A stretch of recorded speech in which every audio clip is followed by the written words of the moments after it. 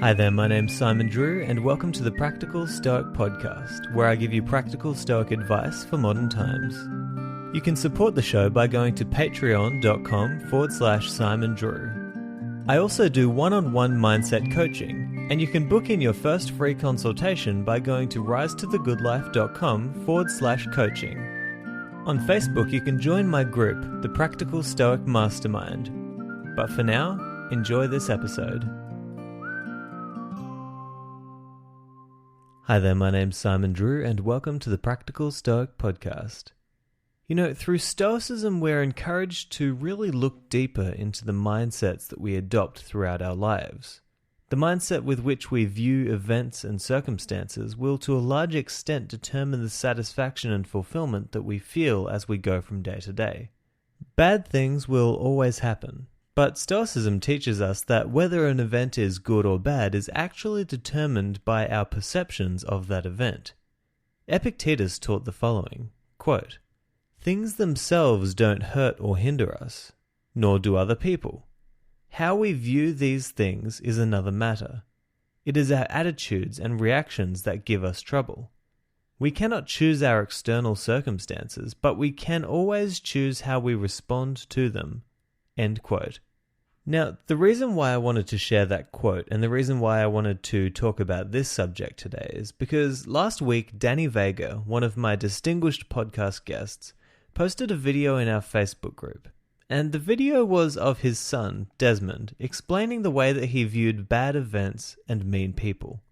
And with Danny's permission, I'm going to play the audio for you now. So here it is. Good morning. Good morning. What was the saying that you just thought of that I thought was really cool? Don't get mad at bad, because bad is good.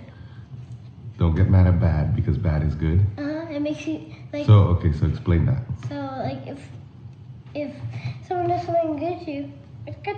If somebody does something bad to you, it's making you stronger and better. I love it. I'm going to share this with the Practical Stoic Mastermind group. Well, I like him. You like Simon? Doesn't he have like a soothing voice? Yeah. It's always very quiet and calm when I listen to it in the car, instead of crazy Secret Life of Pets that has rabies or something. Yeah, the movies, the DVDs can get old, right? All right, let me put this on there. He's gonna like that. Love you, buddy. Okay. So first, this video absolutely made my day. You know, it's so great to see that people are taking the principles of Stoicism and using them to help their kids to become stronger and more resilient, like Danny has done with Desmond here. And it is truly a testament to the philosophy that kids as young as 7 years old can perfectly grasp the main messages of Stoicism and use them to face life with a more empowering mindset. So Desmond, if you're listening to this, you're an absolute champion. Thank you so much for sharing that message with the whole Practical Stoic Mastermind and the community. Really, really love it. And, you know, I just think that it's so amazing. You know, kids have this awesome ability to take complex subjects and make them simple and practical. You know, adults, we kind of do the opposite. We question everything and make simple ideas complex by overanalyzing and overcomplicating things. And, you know, that's why, for example, many magicians would say that it's more difficult to trick kids because they're not burdened by overthinking. You know, they see what's happening and they figure it out. And, you know, what Danny's son, Desmond, is doing in that video is taking a potentially complex principle of Stoicism and making it really simple and understandable for everyone. So, in the spirit of being an adult and overanalyzing everything, let's take a closer look at what Desmond said. He said, "Don't be mad at bad because bad is good. If someone does something good to you, it's good. If someone does something bad to you, it's making you stronger." Now, I just think that that's such an amazing way to view people and events that we are faced with in life. You know, if something good happens, then we should accept it and be grateful for it. And if something bad happens, then we should be equally grateful because it has the potential to make us stronger and better. And this actually reminds me of one of my favorite Napoleon Hill quotes. He said, quote, "Every adversity, every failure, every heartache carries with it the seed of an equivalent or greater benefit." End quote. It is true that the most difficult times in our lives have the potential to be the times of greatest growth. It's the difficult people who can teach us most about how to be patient and kind.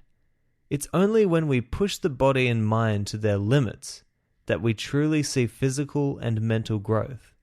When we come face to face with our greatest fears, we are forced to become more courageous. Don't let the hardships of life ruin you. Let them strengthen you. And how do you do that? Well, if I could return to the words of the young philosopher Desmond, don't get mad at bad because bad is good. Or in other words, change your perceptions about what is helpful and what is harmful. Look for the gems that are hidden within every conflict, every trial, and every setback. The only times of true failure in life are the times when you don't learn and become stronger as a result of these difficult situations. And so, all up, I think there are two main messages that I want you to take away from this episode. First, are you overcomplicating things? Are you overanalyzing simple principles? Because if you are, then you may be holding yourself back from actually using these principles to make your life better. And the second takeaway is this: how do you view the bad things that happen to you? Are you getting the most out of your setbacks and trials?